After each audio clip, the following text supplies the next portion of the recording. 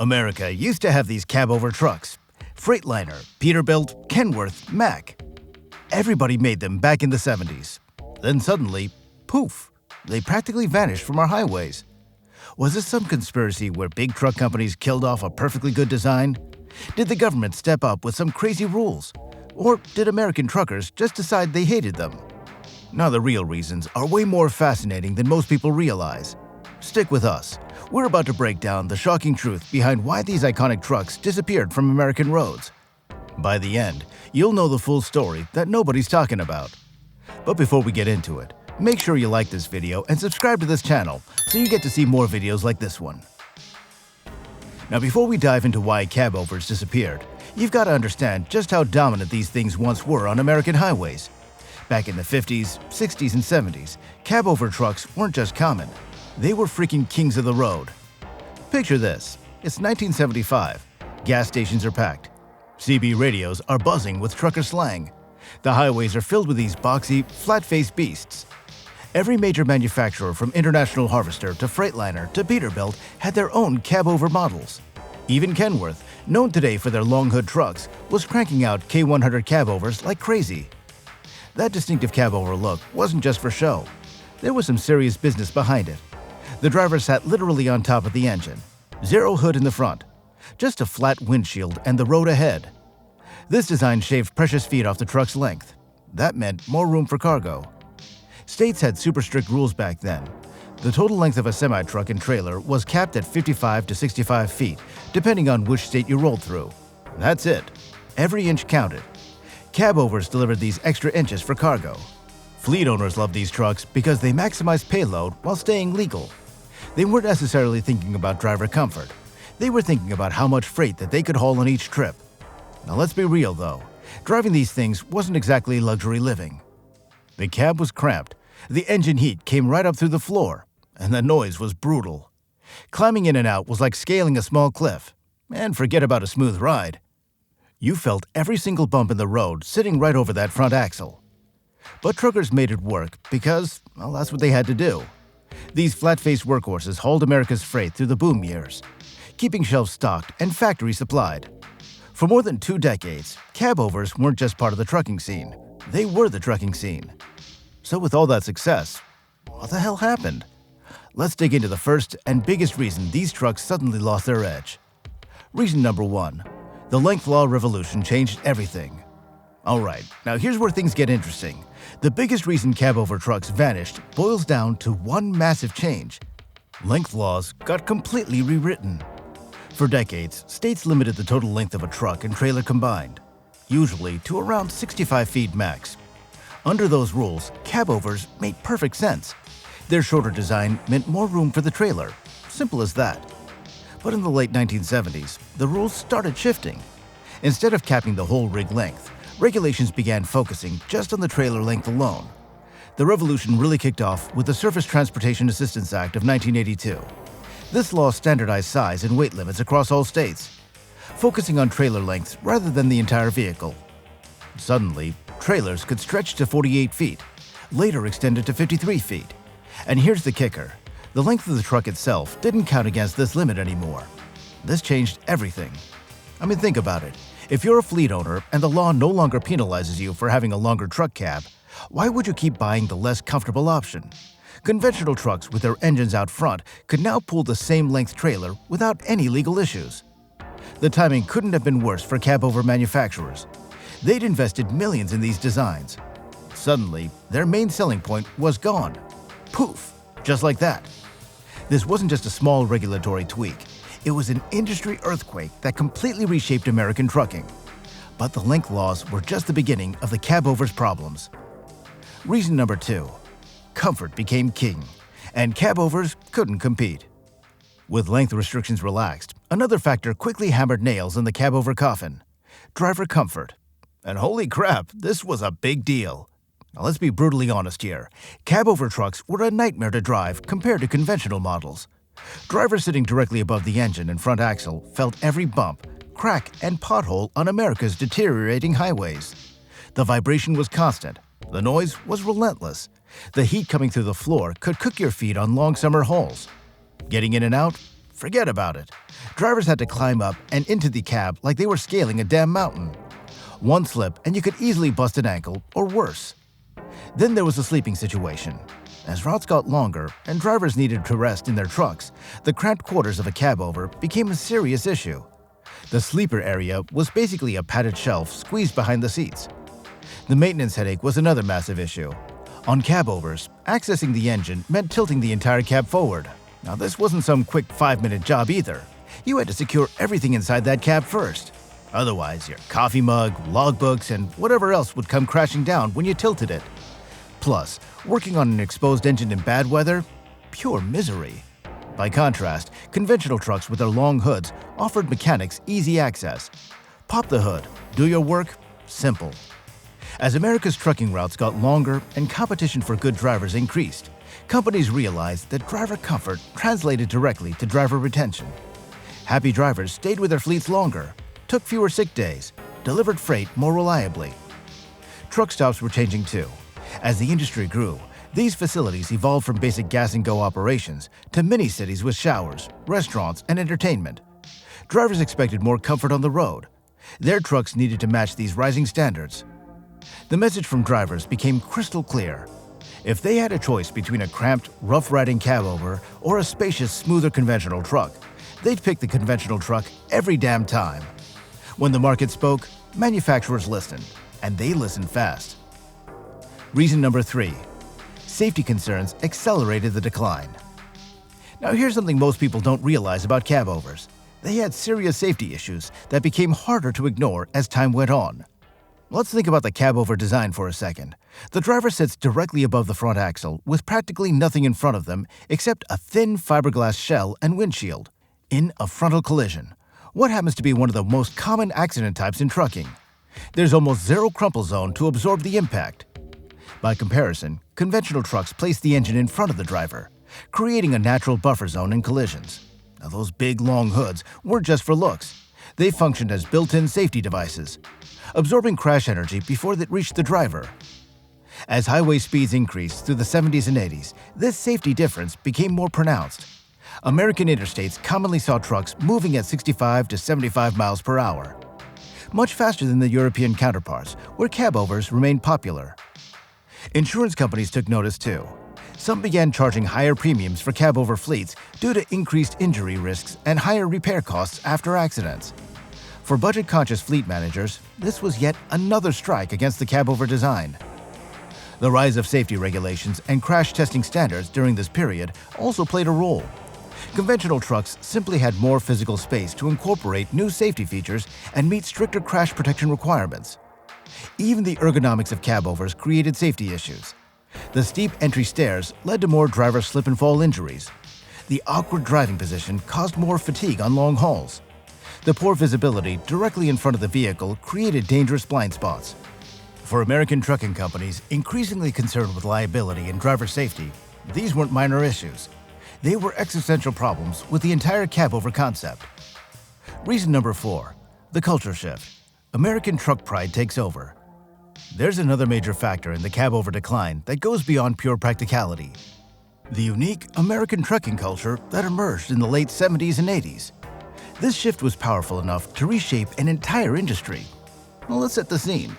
By the mid-70s, trucking wasn't just a job. It was becoming a lifestyle glorified in American pop culture. Movies like Smokey and the Bandit, White Line Fever, and Convoy portrayed truckers as modern-day cowboys. The CB radio craze let everyone talk trucker. Suddenly, these highway workers were transformed into romantic symbols of freedom and rebellion.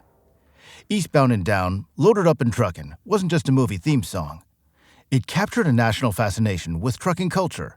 And guess what kind of truck Snowman drove in Smokey and the Bandit? A conventional Kenworth W900, with that long distinctive hood that screamed American trucking. This shift in perception created a whole new way truckers saw themselves and their rigs. The conventional truck with its massive hood, tall dual exhaust stacks, and aggressive stance became more than just transportation. It became a status symbol. The rise of truck shows in the early 80s supercharged this trend. Events like the Mid-America Trucking Show became massive gatherings where truckers showcased their customized rigs. The long hood of a conventional Peterbilt or Kenworth provided the perfect canvas for custom paint jobs, intricate pinstriping, and mountains of chrome accessories. Magazines like Overdrive and Truckin' fueled this cultural shift, all regularly featuring glossy centerfolds of chromed-out conventional trucks. The message was clear. If you wanted to be a respected, successful American trucker, you drove a long hood conventional. Now, this cultural momentum happened right when another critical change was reshaping the industry: the massive growth of owner-operators. Deregulation of the trucking industry in 1980 made it easier than ever for drivers to become independent business owners. When drivers started buying their own trucks rather than driving company-owned vehicles, their preferences became direct purchasing decisions. And guess what? When spending their own hard-earned money, these owner-operators overwhelmingly chose conventional trucks that combined comfort, distinctive style, and that coveted American trucker image. The numbers tell the story. In 1975, about 30% of long-haul trucks were owner-operator driven. By 1985, that number had jumped to nearly 45%. This massive shift put purchasing power directly in the hands of drivers who favored conventionals. Now, the resale value factor can't be ignored either. Owner-operators had to think about their truck as an investment. By the mid-'80s, used conventionals held their value much better than cab-overs, making them the smarter business choice for independent truckers. By 1985, ordering a cab-over truck was increasingly seen as an outdated choice, something only company fleet managers focused solely on cargo capacity would select. For drivers with any say in the matter, conventionals became the clear preference. The culture had shifted. Cab-overs were on the wrong side of history. Reason number 5. Manufacturers following the money and killing the cab-over. With all these factors working against cab-overs, American truck manufacturers faced a brutal business reality. Cab-overs were becoming a money pit they couldn't justify. Here's what most people don't realize about truck manufacturing. Running parallel production lines for two completely different truck designs is insanely expensive. We're talking different assembly processes, separate parts inventories, duplicate engineering teams, twice the factory floor space, separate service training programs for dealerships. Every new EPA regulation or safety standard meant updating two distinct vehicle families instead of one. When the 1988 emission standards hit, manufacturers had to develop new solutions for both their conventional and cab-over lines, essentially doubling their R&D costs. The sales figures tell the brutal story. In 1975, cab-overs represented about 33% of Class 8 truck sales in the U.S. By 1985, that number had plummeted to around 15%. By the mid-90s, it was in the single digits. Rather than a sudden death, the American cab-over experienced a slow, deliberate execution by manufacturers. The process typically followed a predictable pattern at each company. First came investment starvation. Why pour millions into upgrading cab-over models when those development dollars would generate better returns in the conventional line? Companies started delaying cab-over refreshes while conventional models got regular updates. Next came option limitation. Manufacturers gradually reduced available engine choices, interior packages, and customization options for their cab-overs. This further discouraged sales while making production more streamlined for the remaining orders. Then came dealer incentives. Many companies began offering dealers better margins on conventional trucks, leading salespeople to naturally push buyers towards these more profitable models. Finally came the production acts. One by one, manufacturers stopped taking orders for new cab-overs and shut down their production lines. The model names that dominated American highways for decades: Freightliner FLB, International 9670, Peterbilt 362. They disappeared from sales brochures. The timing varied by manufacturer. Peterbilt and Kenworth, with their strong conventional truck identity, moved quickest to abandon cab-overs. International held on a little bit longer. Freightliner, with its roots in the cab-over market, was the last major holdout, keeping their FLB cab-over in production until 1999. By the late 1990s, you basically couldn't order a new American-made Class 8 cab-over truck. Some European imports, like Volvo, still offered cab-over models for specialty applications, but even those were niche products in the American market. The financial reality extended beyond just manufacturing. Parts availability became another nail in the cab-over coffin. As fewer cab-overs remained on the road, stocking parts became less profitable for dealerships. Owner-operators with aging cab-overs found maintenance increasingly expensive and time-consuming as parts had to be special ordered or fabricated. For American truck manufacturers competing in a cutthroat market with tight margins, the cab-over had transformed from a once essential product to an expensive distraction. The combination of changing regulations, shifting driver preferences, and cold financial reality sealed its fate. While cab-overs largely disappeared from long-haul applications, they didn't vanish entirely from American roads. They found survival in specialized niches where their unique characteristics still offered some advantages. Urban delivery routes represented one significant holdout. In crowded city environments where tight turns and narrow streets are common, the cab-over's superior maneuverability keeps them relevant. Companies like Isuzu, Hino, and Mitsubishi Fuso continue to sell medium-duty cab-over trucks specifically for these urban applications. Specialized applications like garbage trucks, concrete mixers, and some fire trucks also continued using cab-over designs when maneuverability outweighed other considerations. These purpose-built vehicles prioritized function over driver comfort or cultural preferences. Interestingly, some American truckers developed a nostalgic appreciation for vintage cab-overs as they became increasingly rare. A small but dedicated group of enthusiasts began collecting and restoring classic models from the 60s and 70s, turning them into showpieces that celebrate this distinct chapter of trucking history. While cab-overs were disappearing from American highways, they remained the dominant design across Europe, a split that continues to this very day. Now, this stark difference highlights how regulations and geography can shape truck design. European trucking evolved under fundamentally different constraints: narrow medieval streets, tight urban environments, severe length restrictions. These made the cab-over design not just preferable, but necessary. Unlike America, many European countries still restrict the total combined length of truck and trailer, making the space-saving cab-over design the logical choice. European manufacturers like Scania, Volvo, Mercedes, and DAF have continued refining their cab-over designs for decades, addressing many of the comfort and safety concerns that plagued earlier models. Modern European cab-overs feature improved suspension systems, better sound insulation, more spacious cabs, as well as advanced safety features. Now, this divergent evolution created two entirely different trucking cultures. European drivers view conventional American trucks as wastefully large and inefficient. American drivers see European cab-overs as cramped and impractical for their needs. Now, neither perspective is wrong. They simply reflect the different realities of trucking on each continent. Where space is at a premium and maneuverability is essential, cab-overs make perfect sense. Where long-distance comfort and crash protection take priority, conventionals have the advantage. This contrast was perfectly illustrated when American trucker Bruce Wilson imported a Scania R770 V8 cab-over to the USA through special exemptions. While the truck gathered crowds at shows, most American drivers admired it as a curiosity rather than a practical alternative to their Peterbilts and Kenworths. With cab-overs nearly extinct in American long-haul trucking, an interesting question emerges. Could they ever make a comeback? Well, the answer is complicated and depends on several evolving factors. Some industry observers point to urban congestion and environmental concerns as potential catalysts for a cab-over revival. As more freight needs to reach increasingly crowded urban centers, the maneuverability advantages of cab-overs becomes more relevant. Electric and autonomous truck technologies might also reopen the cab-over question. Electric drivetrains don't need the same hood space as diesel engines, potentially making cab-over designs more practical. Similarly, fully autonomous trucks won't need driver comfort considerations that helped kill the original cab-overs.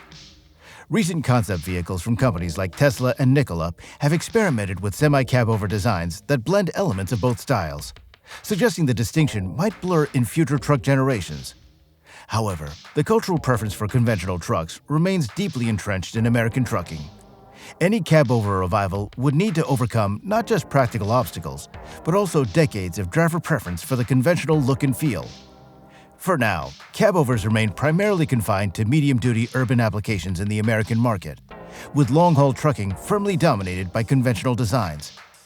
Whether this changes in the coming decades will depend on how regulations, technology, and driver preferences evolve. So, what's the real story behind America's abandonment of cab-over trucks? As we've seen, there wasn't a single smoking gun. It was a perfect storm of factors that pushed these once dominant vehicles to the margins of American trucking. The 1982 regulatory change that focused on trailer length rather than total vehicle length removed the primary advantage cab-overs held. Without length restrictions forcing the compact design, the comfort disadvantages of cabovers became impossible to ignore. Drivers overwhelmingly preferred the smoother ride, easier access, better safety, and greater space of conventional trucks. As driver comfort became more important for retention, companies followed their preferences. The unique American trucking culture, with its emphasis on the iconic long hood profile and driver individuality, accelerated the shift. Manufacturers, responding to the market demand, gradually phased out cab-over models that fewer customers wanted. Meanwhile, specialized urban applications continued to use cab-overs where their maneuverability advantages outweighed other considerations, creating the split market that we see today. Now, what's fascinating is that neither design is inherently superior. They simply evolved to meet different needs in different environments. European trucking continues to thrive with cabovers because their roads, regulations, and priorities differ from America's. The cabover story isn't really about failure, it's about adaptation. As America's transportation needs changed, its trucks changed too. The cabover design served its purpose during an era of strict length limitations, then gave way when those limitations disappeared. Now, at the end of the day, the disappearance of cab-over trucks from American highways reflects how deeply regulations shape industries, often in ways we don't immediately recognize. But now, the big question. Did America make the right choice? Are conventional trucks truly better? Or did we lose something valuable when cab-overs faded away? Would you rather drive a modern conventional Peterbilt or a European-style Scania cab-over? Which looks cooler to you? Drop your thoughts in the comments section below. And if you enjoyed this deep dive into trucking history, smash that like button and subscribe for more videos that expose the hidden stories behind everyday things that we take for granted. Also, let us know what other trucking mysteries you'd like us to explore in future videos. Until next time, keep on trucking.